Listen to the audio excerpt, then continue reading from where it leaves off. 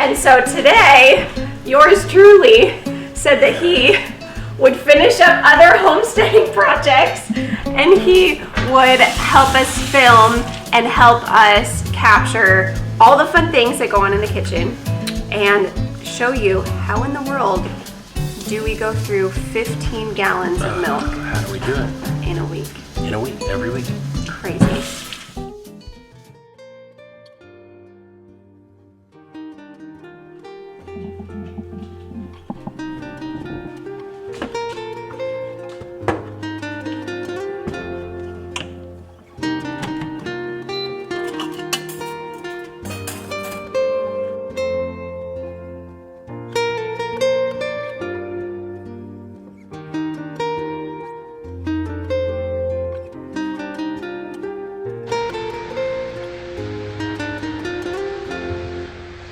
Good morning, friends.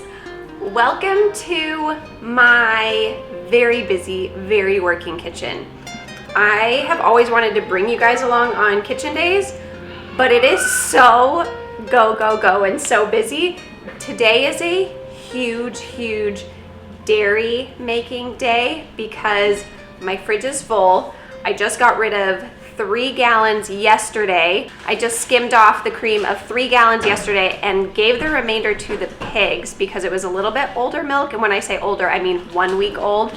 Now, before we get totally started on this cram-packed full day, I wanted to thank the sponsor for today's video, Seed.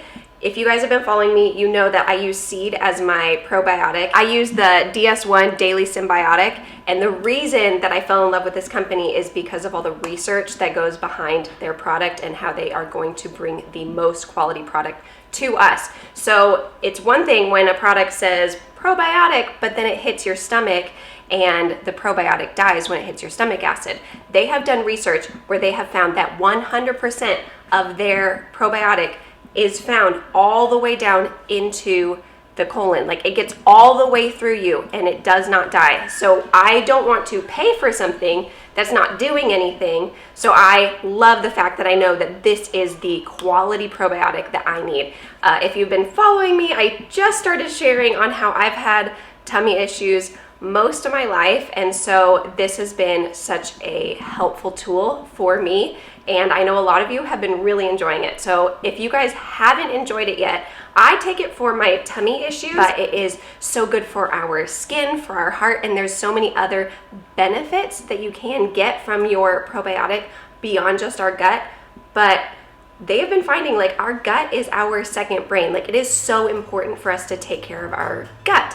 And so I now have my refill that is sent to me, and I can just put it into my original container, and I'm ready for my next month.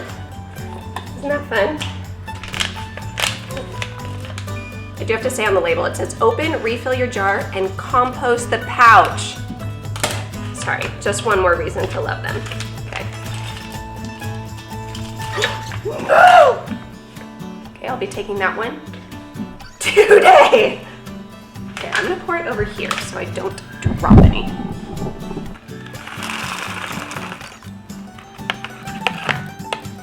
So literally, just take 2 of these bad boys.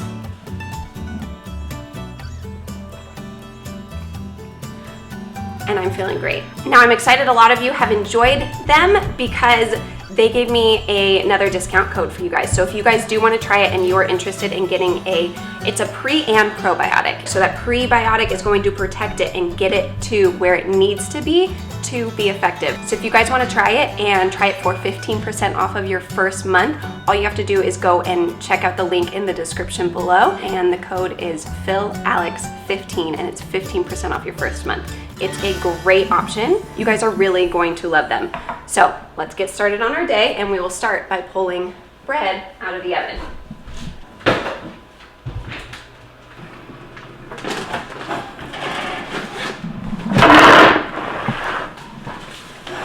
A little too long. It's good. Much better.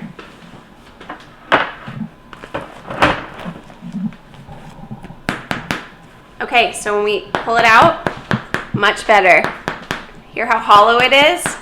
If it sounds dense, We throw it back in for just like 5 more minutes. Let's listen.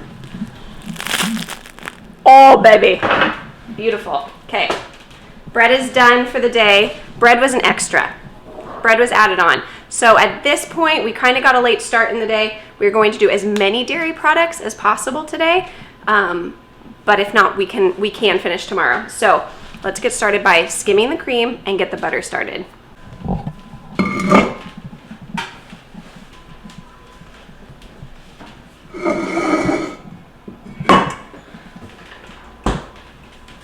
Now, normally I would skim it off and then I would take the milk directly and put it into the Instapot and we would start some skimmed milk yogurt. But you have to understand that even when I skim off the heavy cream, there's so much cream still in here. Even when I skim it off and leave a little bit, it's probably still even more cream than your whole milk in the store. So the yogurt to me is still like a whole fat yogurt. I have actually made yogurt without skimming off the cream too, but my biggest reason why we decided to go with a Jersey cow is how much cream they give. And for us, the biggest reason we love some cream is to make butter. So we're gonna get this started, and I'm going to show you the easiest recipe to make with cream is actually sour cream, and it's delicious. It's absolutely my favorite. Philip thinks it's the best sour cream he's ever had. Yeah, Daisy's got nothing on you. So we'll make some sour cream. That one is super easy, but how in the world do we go through 15 gallons? That just seems so excessive. Even when I was buying raw milk, I was buying maybe 3 gallons every 2 weeks. So how in the world can I get through 15 gallons in a week? Well, I'm going to show you products, and hopefully we'll try to explain how we get through it all. If you guys have any questions specifically about dairy or making kitchen products, or if there's any kitchen products you've seen me make either over on Instagram, if you're not following me on Instagram, I'll leave it right here. And that's where I share a lot more kitchen stuff, just kind of quick little tidbits. But if there's any questions that you guys have, or any food prep that you want me to go into more depth, I love it. It's just really hard for me to film and capture without yours truly, but he said he would start helping us get some kitchen footage, because I think it's really nice to feel a lot more confident in the kitchen. And whether that's being able to cook from scratch without having to pull out a recipe, that's something we've been doing for a very long time, and it's sometimes second nature, but it is a skill that originally is learned. And so hopefully I can share some of our tips and tricks with you guys this year. Any kind of questions, leave them in the comments below. I'd love to tackle specifically your questions instead of me just guessing what kitchen stuff you guys want to see. Once I start skimming it and I see blue, see how it's more blue? Mm-hmm. That's more the milk. And once I get to that point, I don't super skim it. Some people are like take a lot of time skimming perfectly as much cream off as possible. I will stir that in, and then we will use this as milk for cereal, coffee, for making yogurt, for making mozzarella. Ice cream. We can use this for the milk part of ice cream, all the things. But look at this, how beautiful. It's just straight cream. So this is the heavy cream right on top. Why a Jersey? So Jerseys make more cream per gallon than other breeds. And for us, we do drink more milk than we ever have. A lot more in coffee and cereal. And who drinks milk and coffee? I drink milk and coffee, not Philip. Speak for yourself. But the gold mine is in the cream, making a lot of the products, including the most amazing product, which is butter. Now, I don't want to overfill this bowl at all. I want a lot of room for it to be able to slosh around to make butter. If you overfill it, that's probably one of the issues that you're having with making butter, is it needs to have enough room. Usually I don't even fill it this full. So we'll see if I'm pushing the limits. Oh, you're making butter. We're making butter. So we do have a little appliance closet, which is nice to be able to close off the noise. So this is winter butter. So the butter in the winter is going to be a lot more pale, and it's going to take a lot longer to turn into butter than the one when she's on full, lush, beautiful grass. And that will be a lot more of a dark yellow butter, and it turns to butter really fast. It turned to butter probably in about 5 minutes. This is going to take closer to 20-25 minutes. And I learned my lesson when the summer butter turned to butter really fast, when it whipped and the entire pantry was full of buttermilk. So the butter and the milk are going to separate, and when it made the lump, it became a bowling ball in my mixer and just sloshed milk everywhere. And that was a fun cleanup. It was a great lesson, though. Great lesson.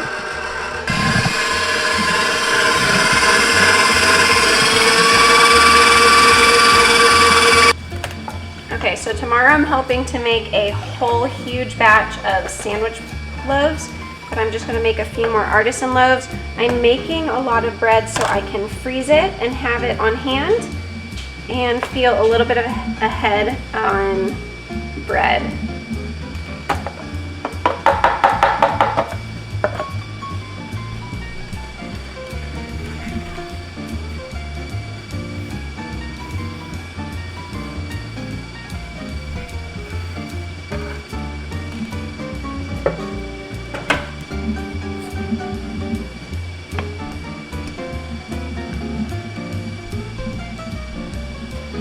So I'm actually going to get my flour almost up to the amount that I need, and then I'm going to read my bread and decide, does it need more flour or is it good? Because every kitchen is different. And even my own kitchen is going to change from season to season. The humidity is going to change, the temperature is going to change, and so I actually need to read my bread instead of just following a recipe to the T.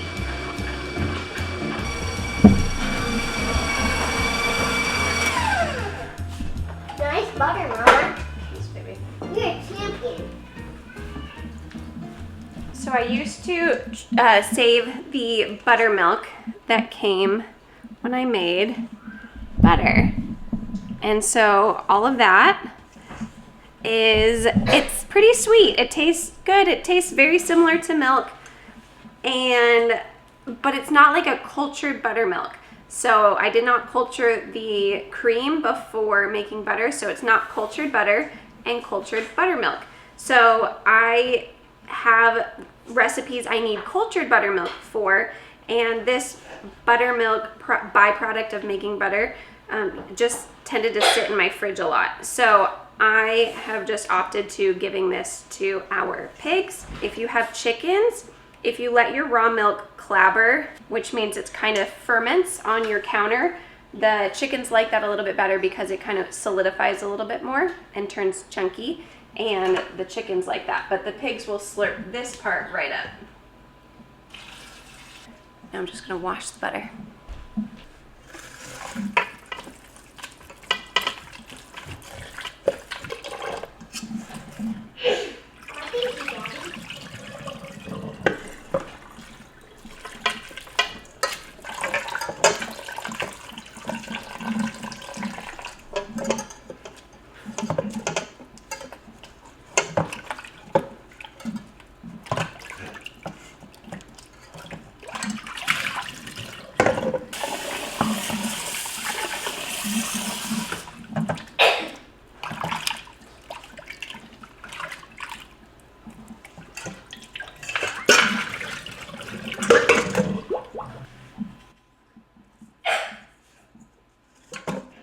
Add a little pinch of salt to it.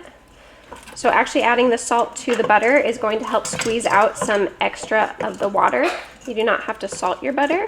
I do like help getting the water out, and I like salted butter, so And the reason I wash the buttermilk out is to make sure it doesn't spoil quicker. The buttermilk left in the butter will make it will spoil it very quickly.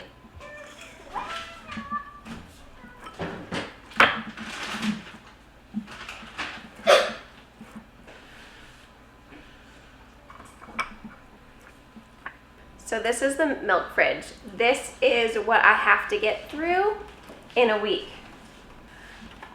And this is not even full, like at all. This is practically empty. Right now we have 4, 5, 6, 7, 8, 9, like 9, 10 gallons in there. Yeah, right now this is low. And then on the door, we have all kinds of yogurt. Okay, let's make one of the easiest dairy products that I will make. I am going to skim the cream, put it into a quart-sized jar, and I don't need to make this much, but everyone loves it, so I'm just making a quart for now. And I'm going to add my homemade cultured buttermilk. I can show you how to make this too. Super easy. We'll probably do this one tomorrow. I'm gonna finish this video tomorrow so we can have a full day of making cheese. And cheese, I kind of like having the kitchen completely cleaned up and just being cheese versus having bread going, bagels going, bone broth going, all the things. So we're gonna make all the dairy products today and I'll make the cheese tomorrow. But yes, this is literally how I keep up with 15 gallons of milk. I have a couple of people that want to be part of a herd share. Now I'm not having too many people because I am going to be making more and more hard cheeses, hopefully. And so that way I will actually crank through this milk pretty quick. And the goal would be to make so much hard cheese that it is preserved and ready that when Buttercup is no longer in milk, we will still have cheese. And I will try to think through preserving all the other products on how I'm going to preserve those also while she's not in milk. So we do have a handful of gallons that are able to go out to other families. And then let's pretend I'm not going to turn this into mozzarella tomorrow. This skimmed milk, if I feel like it was going a little bit sour, yes, I could make things with it, absolutely. But because there's so much, this one still smells great. But let's say it's been maybe over a week.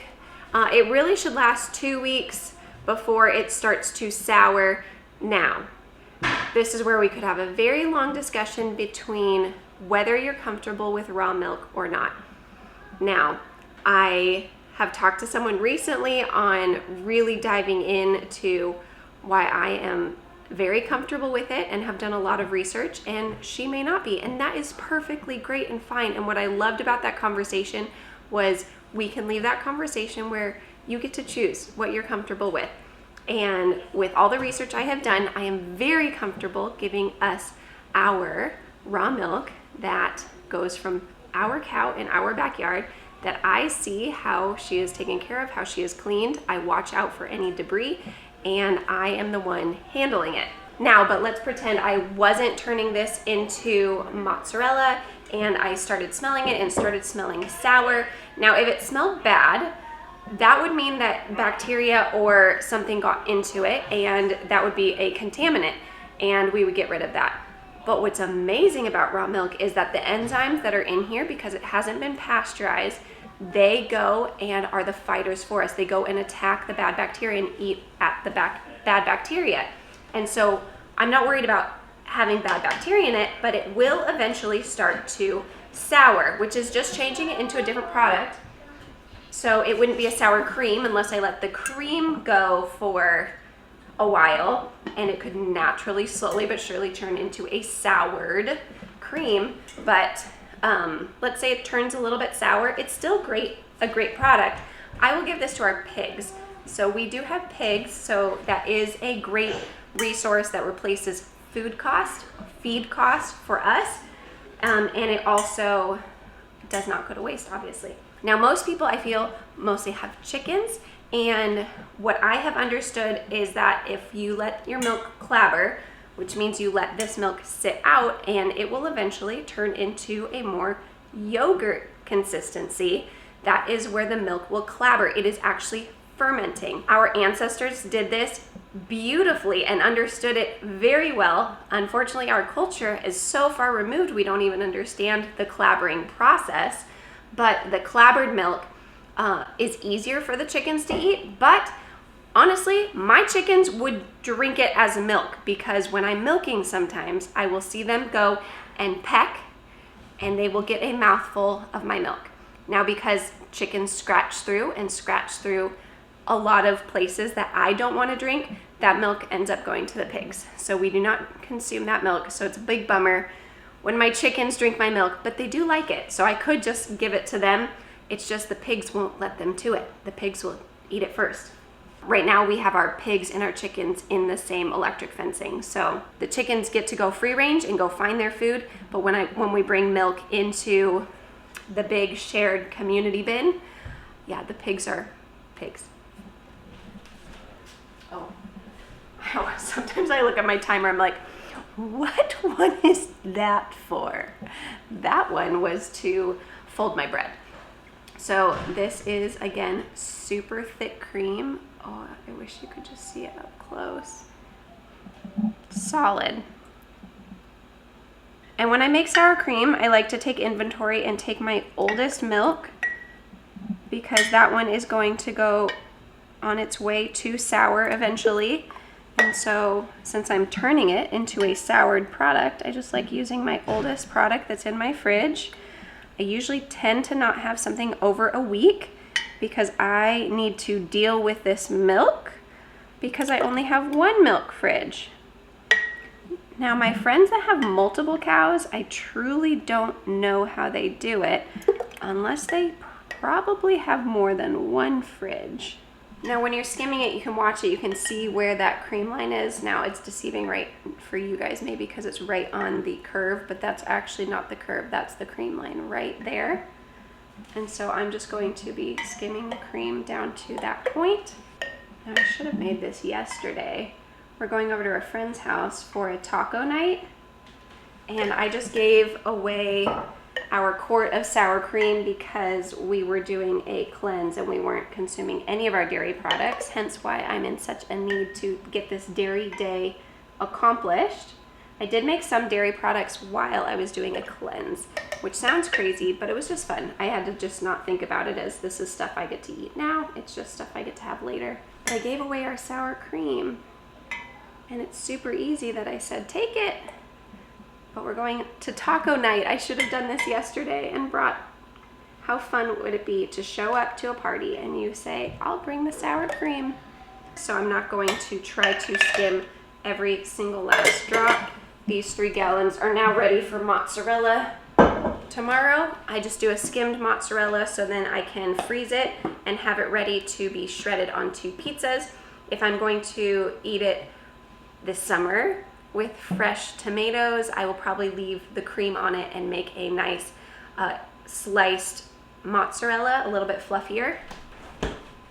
Let's see, sometimes we get the half gallons out when she's made just between 1 to 2 gallons.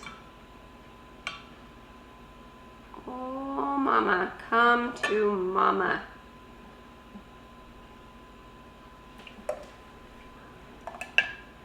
Now, if you saw it this morning, I woke up bright and early. I have been feeling amazing since we have done our cleanse, and I am waking up feeling refreshed, which is such a nice feeling because usually waking up in the morning is a big struggle for me.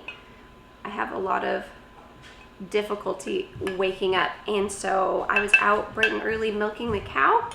She is getting weaned, so right now we are getting 18 gallons of milk a week, but it could go down to maybe 2 gallons a day, so 14 gallons a week. Still sounds crazy. But yes, we'll be possibly dropping when we drop down to 1. So right now she gets milked twice one day, and then she gets milked once the next day. So I'm a little bit of a rebel in the kitchen. I love following rules. If you know me, I actually really love them. But in the kitchen, I really like to just do what I want. If I am given a recipe, I pretty much look at a bunch of the ingredients, get the idea, and then I do it myself, and I do it my own way. Same thing a little bit with the sour cream and making yogurt. Don't usually measure how much culture I'm adding back. So I'm just gonna scrape the rest of this cream. I'm not gonna get out another jar. I'm gonna add my cultured buttermilk. Okay, so I have my cream. I'm going to add my buttermilk that is gotten very solid. And I'm going to try to stir this up a little bit. And then what I'm going to do is leave this on the counter for 8, 12. I've left it for 24 hours before, especially my first one. I felt like it needed a little bit longer to get a little bit thicker, but it thickens up also in the fridge.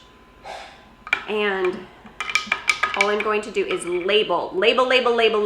When you start homesteading and you have dairy products included, but even a lot of other products, you look at a jar of white substance and you say, what is that? It could be a lot of different things. So I have to label this. Stir up and down, make sure we get the culture all around. So I will write in Sharpie directly on the jar, and then I use rubbing alcohol to wipe it off before I put it into the dishwasher.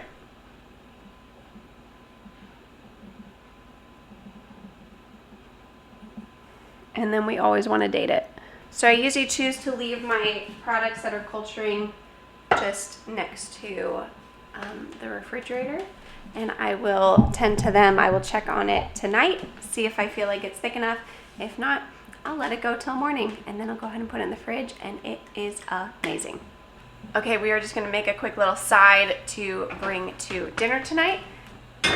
The biggest reason is I have a lot of starter, and I was going to make sandwich loaves today. Instead, we are going to make just a little sourdough flatbread type of dish. It's almost like a pizza. I got this recipe from Lisa at Farmhouse on Boone. It's just a great way to use up a good chunk of your starter.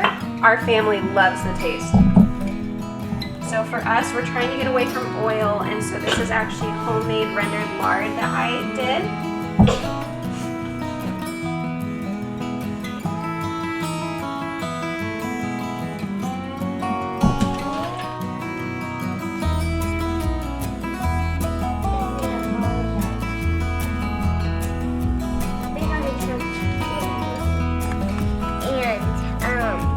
Then Jessica.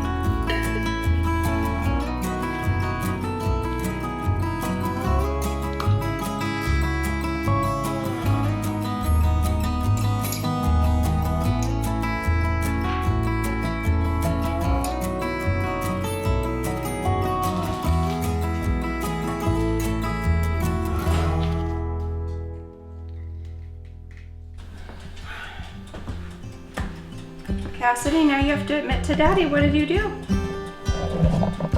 She did say, look what I made. Are you proud? Yeah. You proud of it? Is it pretty? Yeah. It's pretty bacteria holes. No. That's not good. Okay. Well, I'll just wash it extra well with vinegar when we get to that stage. Bacteria likes a moist, dark hole. Mama,